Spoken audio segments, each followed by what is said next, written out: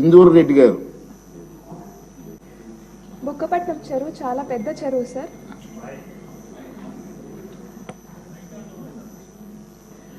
Sir దీని capacity వచ్చి 0.5 TMC sir. And విస్తీర్ణం వచ్చేసి 2020 acres సార్. ఈ చెరువు పై భాగంలో అరౌండ్ 465.57 acres సార్.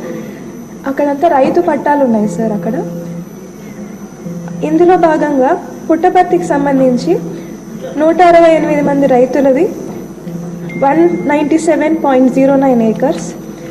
బుక్కపట్నం సంబంధించి 209 రైతులది 255.32 acres. అండ్ కొత్త చెరువు సంబంధించి 15 మంది రైతులది సార్ 13.16 acres ల్యాండ్ ఉంది సార్. ఈ 3 మండలాలు కలిపి 392 రైతులు సార్. ఇదంతా కలిపితే వాళ్ళవి 465 ఎకరాలు సార్ భూమి. ఇవన్నీ హంద్రీనీవా ద్వారా నీళ్లు రావడం వల్ల ఇవన్నీ ముంపుకి గురయ్యాయి సార్. ఇవన్నీ యాక్చువల్లీ ఫర్టైల్ ల్యాండ్స్ సార్. ఇవన్నీ వీళ్ళు సంవత్సరానికి 2 సార్లు పంట పెట్టుకునేవారు సార్. ఇది మునిగిపోవడం వల్ల వీళ్ళకి ఉన్న ఓన్లీ జీవన ఉపాధి అంతా కూడా వెళ్ళిపోయింది సార్ వీళ్ళకి ఇప్పుడు.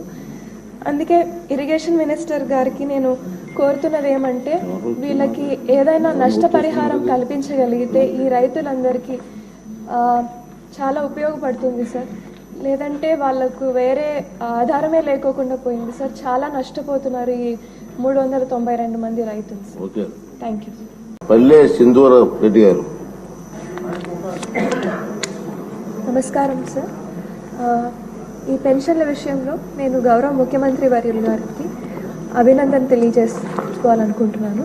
ఎందుకంటే ఆయన ఎలక్షన్ సమయంలో చెప్పిన విధంగానే 3,000 రూపాయల పెన్షన్ని 4,000గా అధికారంలోకి రాగానే చేశారు. ఇది ఒక గొప్ప రికార్డ్, ఒక గొప్ప చరిత్ర అధ్యక్ష ఇది.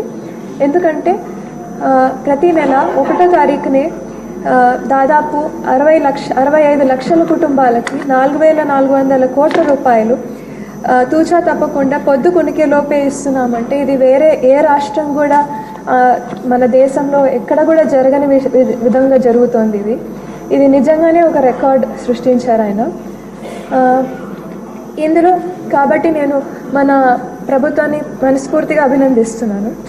ఇందులో వైసీపీ ప్రభుత్వం గత 5 సంవత్సరాల్లో మన టీడీపీ కార్యకర్తల మీద కక్ష కట్టి చాలామందికి రావాల్సిన పెన్షన్ని తొలగించడం జరిగింది. మనం ఎన్నికల సమయంలో చాలామందికి హామీలు ఇవ్వడం జరిగింది అధ్యక్ష. ఈ పెన్షన్లు మళ్ళీ తిరిగి మంజూరు చేస్తాము అని చెప్పి మీ ద్వారా మంత్రివర్యులకి ఇది అడుగుతున్నాను అధ్యక్ష. ఇది మళ్ళీ ఇవ్వడం జరుగుతుందా? రెండో విషయం అధ్యక్ష, వైసీపీ ప్రభుత్వం హయాంలో చాలామంది అనర్హులకి కూడా ఈ పెన్షన్లు మంజూరు చేయడం జరిగింది. ఇది కూడా ఒకసారి రీవెరిఫై చేసి అర్హులకి మాత్రమే అందేలా చూసుకోవాలని ఒకటి కోరుతున్నాను అధ్యక్ష. మూడో విషయం అధ్యక్ష, ఈ 50 ఏళ్ళకే SC ST BCలకి పెన్షన్లు ఇస్తామని చెప్పి మన ప్రభుత్వ మేనిఫెస్టోలో మనం చెప్పడం జరిగింది అధ్యక్ష. ఇది ఎప్పటి నుంచి అమల్లోకి వస్తుంది అనేది ఒక ప్రశ్న. ఇంకా సదర్న్ క్యాంపుల అధ్యక్ష, మామూలుగా ఇది పర్సంటేజ్ సర్టిఫికెట్లు ఇచ్చే సదర్న్ క్యాంపులు బాగా లేట్ చేస్తున్నాయి అధ్యక్ష. ఈ వికలాంగులకి ఇచ్చే పర్సంటేజ్ సర్టిఫికెట్లు అవి ఎప్పటి నుంచి అవి ప్రతి ఒక్క నియోజకవర్గం ఒక హెడ్ క్వార్టర్స్లో ఒక సదర్న్ క్యాంప్ ఏర్పాటు చేయగలిగితే వీళ్ళు పడే ఇబ్బందులు చాలా వరకు తగ్గుతాయి అధ్యక్ష. ఈ ప్రశ్నలందరికీ మీ ద్వారా మంత్రివర్యులు సమాధానం చెప్పాలని కోరుకుంటున్నాను. మేడం మీరే